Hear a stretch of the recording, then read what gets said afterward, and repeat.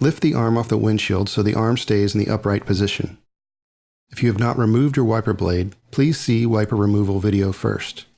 Always place a towel under the wiper arm to protect your windshield if you accidentally allow the wiper arm to fall.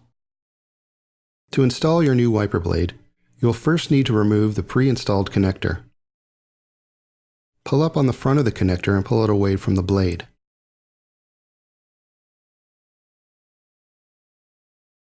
Remove the top lock narrow connector from the packaging.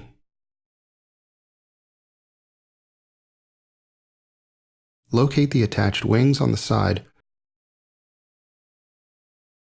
Open and break off from the connector by twisting.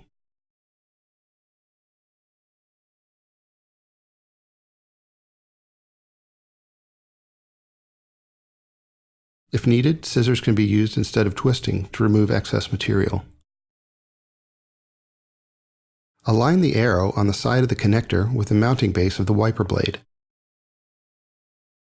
Snap the connector onto the wiper blade by pressing down until you hear the click.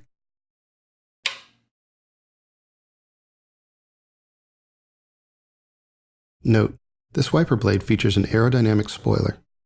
For optimal performance, ensure your spoiler is always facing towards the windshield. Align the wiper blade and connector with the arm. Slide the connector onto the arm until you hear a click sound.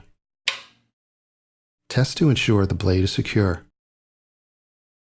Place the arm gently back on the windshield. Never let the arm release directly onto the windshield, as this will cause damage. To optimize the silicone wiper performance and activate the water repelling benefit, be sure your windshield is clean, dry, and free of any debris. Turn on wipers and wiper dry on medium speed for 3 to 5 minutes.